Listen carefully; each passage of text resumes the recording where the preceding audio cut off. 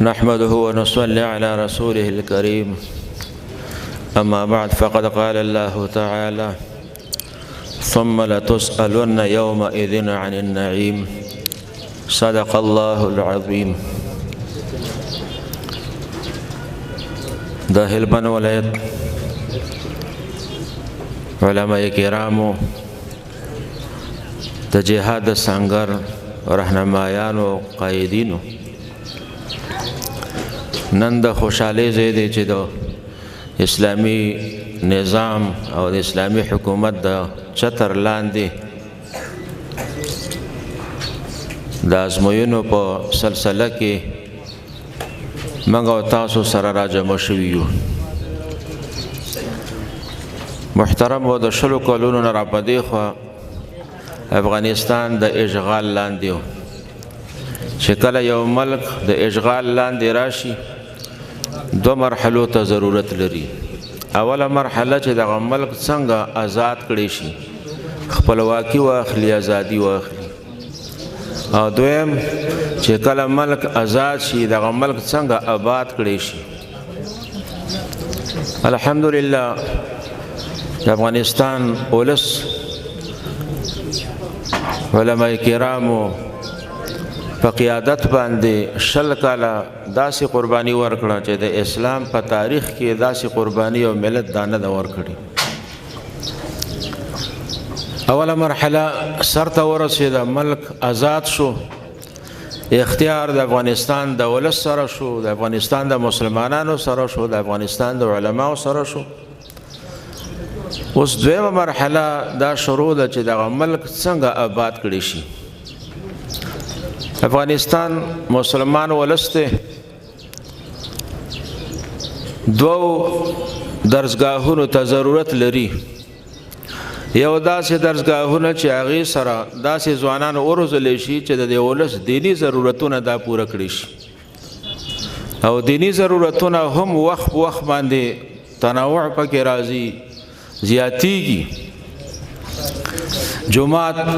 قوي جماعت ته ضرورت لري، قوي مدرسې ته ضرورت لري، قوي طالب ته ضرورت لري، قوي مدرس ته ضرورت لري. اسلامي امارت په دغه برخه کې عزم کړی چې د افغانستان د ولس د دینی ضرورتونو د لا پوره کولو په خاطر باندې د علماو ظرفیتونه اوچت شي، دینی ادارې ورته مضبوطی جوړې شي چې څنګه د دې ولس دینی ضرورتونه پوره شي. ځکه دا زموږ او ستاسو مقصود دی. که د دین علم حاصل شي نو عبادت به وشي. واعبد ربک حتی یأتیک الیقین.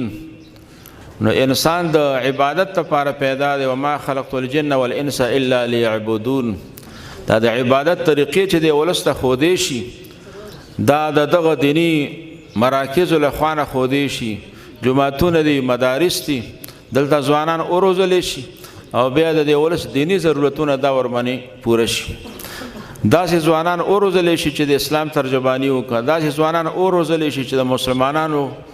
د وخت او د عصر هغه دینی ضرورتونه دا پوره کړي. او دویم، مسلمانان په خپل ژوند کې ضرورتونه لري. د دې دینی مراکزو تحفظ څنګه وشي، د دین اشاعت څنګه وشي، د وطن حفاظت څنګه وشي، دغه د جهاد نتیجه څنګه وساتلی شي. د دویم مرکز ته د افغانستان ولس ضرورت لري چې هغه عبارت دی د مکتب نه، د لیسې نه، د پوهنتون نه. په دغو ادارو کې چې کوم ځوانان تربیه کیږي هغه زموږ او ستاسو وطن ساتي. که جا جوړیږي، که ټانک جوړیږي، که ټوپک جوړیږي، کلاشینکوف جوړیږي، نو دا په دغو مراکزو کې دا جوړیږي. دلته داسې ځوانان وروزلی شي چې هغه په دې باندې وتوانېږي چې ملک آباد کړي شي، د مسلمانانو دنیوي ضرورتونه دا پوره کړي شي. د اسلامي حکومت دوه ذمه دارۍ وي. یو دا چې د مسلمانانو دینی ضرورتونه پوره کړه، د دین حفاظت وکړه، د دین تطبیق وکړه. او دویم دا چې د مسلمانانو دنیوي ضرورتونه دا څنګه پوره کړه. که دا تاسو آبادۍ ګورئ چې دا جوړې دي، دا انجنیرانو جوړې کړي، دا انجنیران په دې پوهنتون کې روزل شوي دي. که دا سړکونه تاسې ګورئ، که دا کورونه جوړ شوي دي، که دغه سیند د پاره کوم تنظیم شوی دا ډیمونه جوړ شوی دي دا دغه مراکزو ځوانانو دا جوړ کړي دي، د استادانو دا جوړ کړي دي. نو زمونږ استادو لپاره لکه څرنګه چې د دینی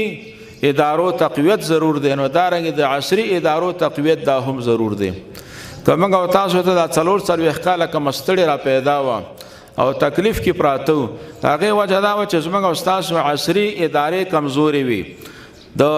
ټانک توانایم نه لره چې خپل یې جوړ کړو، د جاز توانایم نه لرله چې خپل یې جوړ کړو، د دفاع توانایم نه لرله چې د جاز د دفاع وسایل لا برابر کړو. دا 20 کاله چې دا ولس وځورېده، نو په دغه باندې وځورېده چې موږ او تاسو سره کافي وسایل نه وو د دفاع. که کافي وسایل را سره وی،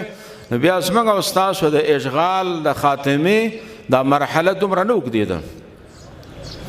نو د دې ته هم ضرورت دی چې موږ یو مترقي هغه دنیوي او عصري ادارې دا ولرو. که د وطن نه دفاع کېدی شي د دې لارې به کېدی شي، که د مدرسې نه دفاع کېدی شي د دې لارې به کېدی شي، که د جومات نه دفاع کېدی شي د دې لارې نه به کېدی شي. و دا مهمه ده چې دغه عصري ادارو ته دین او اهل دین داخل شي، او په دې عصري ادارو کې د استادانو دینی ضرورت دا پوره شي، د محصلینو دینی ضرورت دا پوره شي. دغه 4 کاله چې موږ او تاسو ته کومه پریشانی را پیدا وه،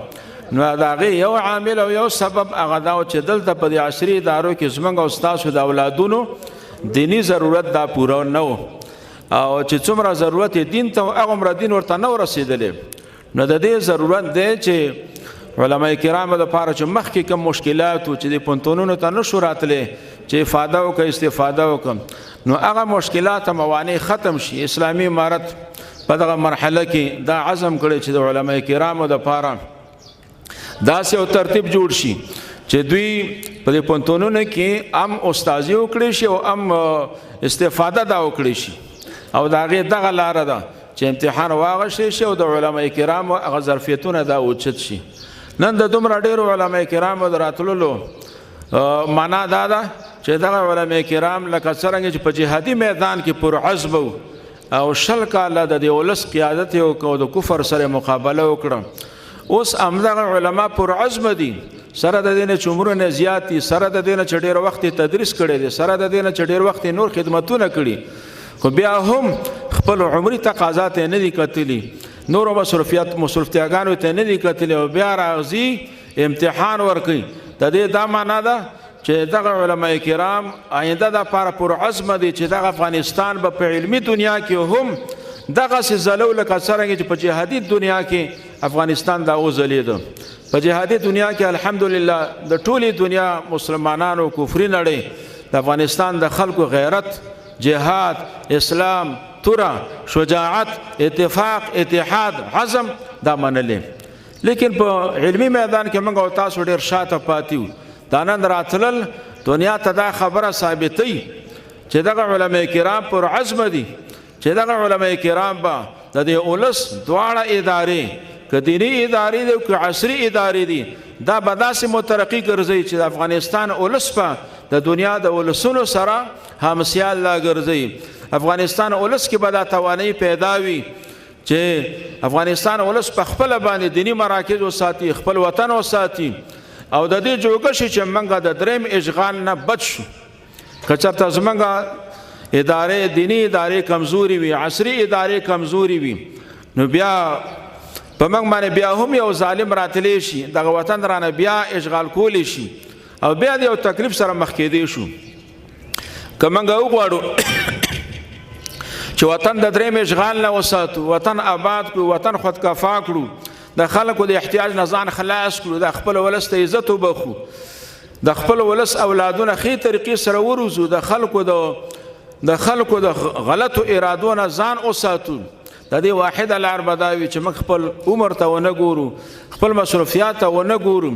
او راوړاندې شو لکه څرنګه جهادي میدان ته راوړاندې شو، نو دارنګې علمي میدان ته راوړاندې شو، په هر میدان کې خپل کمال حاصل کړو او دغه اسلامي حکومت هره پروژه